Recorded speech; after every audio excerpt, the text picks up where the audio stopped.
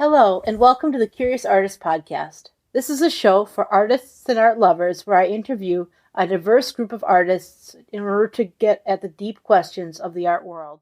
Okay, so this is episode 0. Hi, Carly. Hi, Anja. Thank you for agreeing to do this. Yeah, I'm temporarily standing in as the Curious Artist host because this is actually Carly Knight's podcast. But before we get to episode 1, you want your listeners to have an understanding of who Carly Knight is and what the Curious Artist is all about. Exactly. So I'm handing over control of the show to you. Yeah, which is cool. I like this role as an interviewer. So yeah. In episode 4, you're going to be the interviewee. Yeah, and you get to hear all about me. Well, anyways, yes. So Carly, why the Curious Artist? Well, I've been wanting to start a podcast for a long time. I've listened to podcasts constantly, and I love podcasts. But I didn't have a good idea for a podcast. So about a year ago in July, the words "The Curious Artist" popped into my head, and I'm like, that is so good. Because I'm a very curious person. I ask a lot of questions. I'm inquisitive.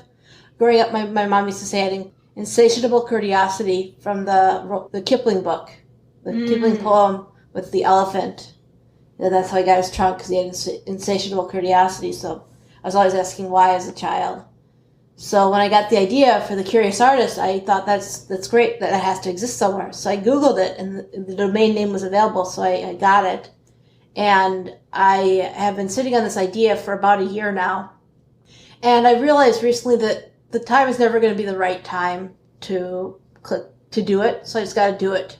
I have a lot of questions about art and being an artist and art's place and role in society, and a lot of deep questions I feel like aren't being addressed in the podcasts I listen to, so I wanted to fill that hole. What are some of the questions? The way it's been going, I've interviewed 4 artists so far, including yourself, and it tends to more of a free-flowing conversation. I feel like the more I try and control the conversation, the less good it gets. The first half of the interview tend to be about the artists I'm interviewing, because I want to give them a chance to shine and illustrate through the specific examples of that one artist. You can see the universal. Mm-hmm. And so we go down the rabbit hole and we trace the story of each artist from their earliest days to college or whatever they did through till the present day. And then from there I tend to go into the deep issues that I want to get at, because everyone has a slightly different definition of art and a different definition of what an artist is and what their role in society is. And the answer to those questions, while being different, I don't think there's one right answer. I feel like by exploring the different ways you can get at these questions, I can start to formulate my own opinion. And it might be helpful while I'm asking these questions, asking these people, to record these conversations. And you're an artist, right? Yes. What do you do? I'm a multidisciplinary artist. I do a variety of different things. I do from acrylics. I'm just getting into that. I started painting about a little bit over a year ago. Fiber art, metals and jewelry, to I'm getting to doing poetry now, and I blog over at carlyknight.com. Yeah, whatever I feel like. And what has your journey as artist been like in your life? It's a complicated journey for me. I feel like I was always drawn to being an artist, but for the longest time I never pursued it. I've been defined by fear a lot throughout my life, I feel like. And I took the usual path in going to school, and I didn't know what I wanted to do with my life. So I got a degree in linguistics. It took me 6.5 years to get that degree, and I graduated into the height of the recession in 2010. And I figured I'm not doing anything with my life. I'm not going to get a job where I'm going to support myself anyway. So I might as well go back to school, not have a job where I can support myself, and do art and pursue art. Because I've always had this thing inside me where I've always wanted to create. And I've been a crafter and a hobbyist, and some of my earliest memories are creating with my family. My mom, my grandmother went to school for art back and she was an art teacher, I think. I'm not sure how much she used her as a profession. She taught me how to do needlepoint when I was a child. And so I feel like it sort of runs in my blood. And graduated in 2010, went back in 2011. And then I was in art school for 2.5 years about. I did not graduate. I decided to leave once I hit the $50,000 borrowing limit. I decided that it doesn't matter if you have a degree or not to become an artist. What you need to do is you need to have the will. And so I was out of school for about a year before I decided to declare myself an artist and fully dedicated myself to being an artist. So about a year ago, I decided to call myself an artist, and that's why I'm an artist today. Do you feel like even without being in school or going all the way, what does your education look like? Your create your own education? Because I feel like even if you do go to school and all that, like everyone kind of creates their own individual education outside of school. Yeah, what does your education look like? Mostly podcast books. I go to Creative Mornings a lot. Facebook stalking. Oh, also I was in the MARN program, the MARN Mentor Mentee program. I was mentored by Della Wells last year. I applied and I was chosen by Della Wells. And and she's my official mentor. And she's continued to mentor me after the program has ended. She's an amazing artist. Oh, she is. I love her stuff.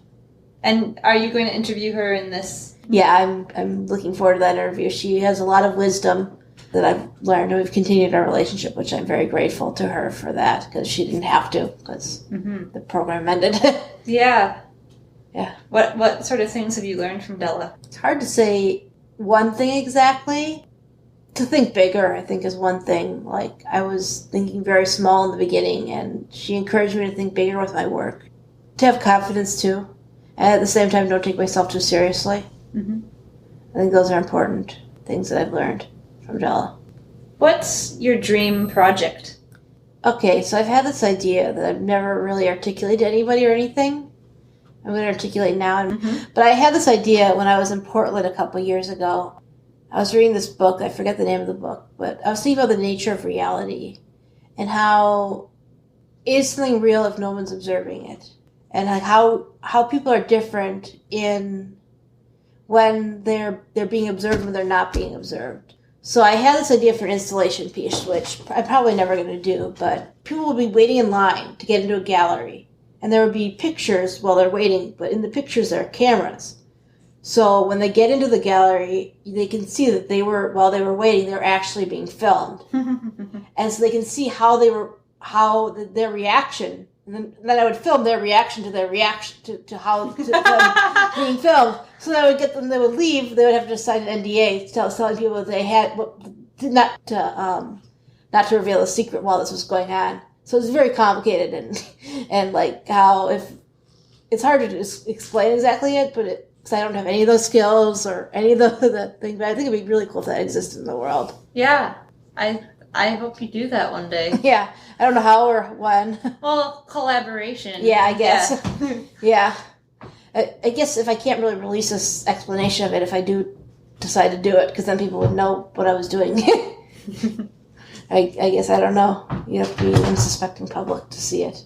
But that's, yeah. Then again, maybe someone will listen to this and be like, oh, I want to help her do that. Yeah, so I guess I should release this. Yeah. Yeah. You never know. Yeah, so I don't know why that popped into my head. I haven't thought about that in a long time, but that's one dream project. Like, I want to get at the nature of reality and stuff and things. Mm-hmm. What do you feel your role as artist is? Okay, so I wrote a blog post about this, about what art is and what I believe the role of the artist is, and how they're interconnected, and how really the role of the artist in art is to remind people of their humanity, to connect them to that source. You can read blog. I'll put a link to it in the show notes, and people can read about it there. But really, just touch people in some way, not inappropriately though. Yeah. What do you think listeners can expect from The Curious Artist?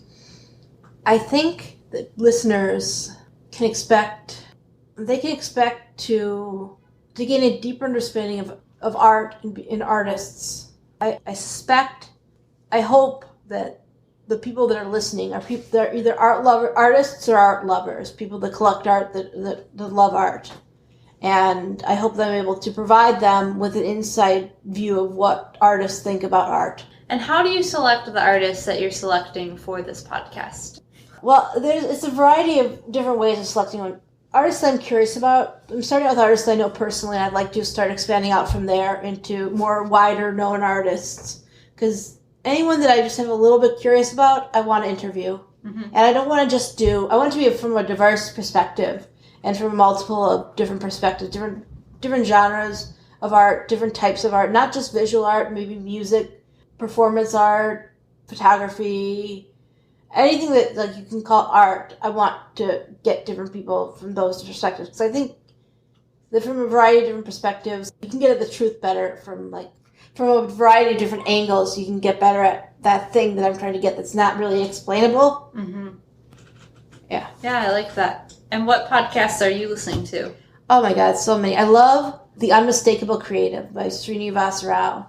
That is my favorite podcast out there. Also, I've been listening to On Being. There's so many podcasts.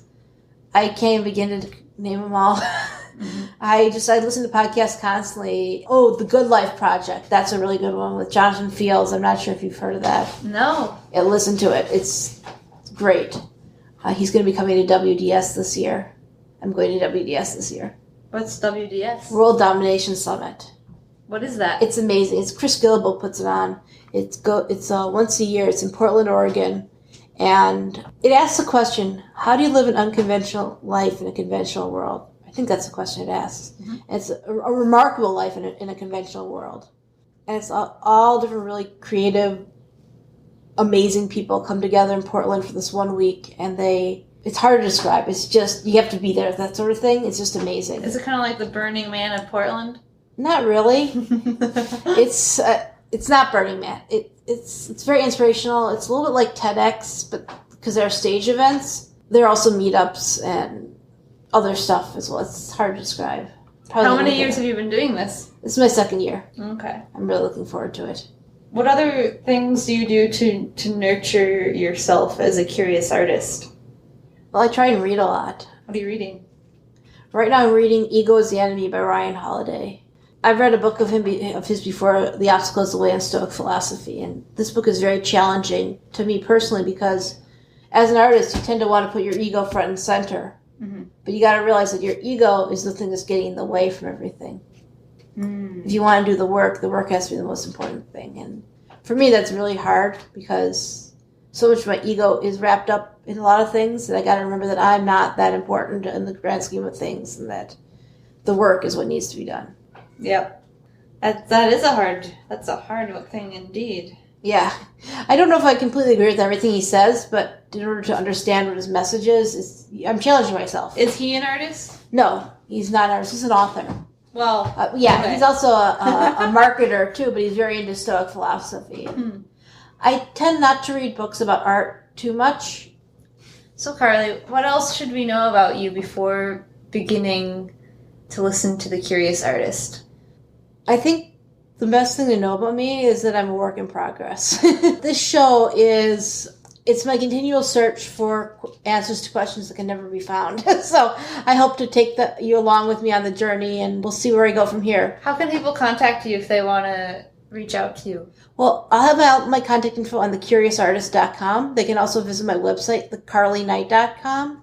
But I'm going to have the Curious Artist as a central hub where you can sign up for the newsletter and see show notes. And how often will you release a podcast? Do you know yet? I'm planning on it being weekly or bi-weekly. I haven't decided. I'm going to be releasing the first 4 episodes together in the middle of July. Well, hopefully by this we'll know then. But yeah, and then you can expect an episode every week after that. I will be listening, Carly. Thank you, my first listener. All right, have a nice day. You too, Carly. Thank you for listening to this episode. If you would like to support the Curious Artist Show, please share it with a friend or someone you think would enjoy it. Thanks again. Have a nice day.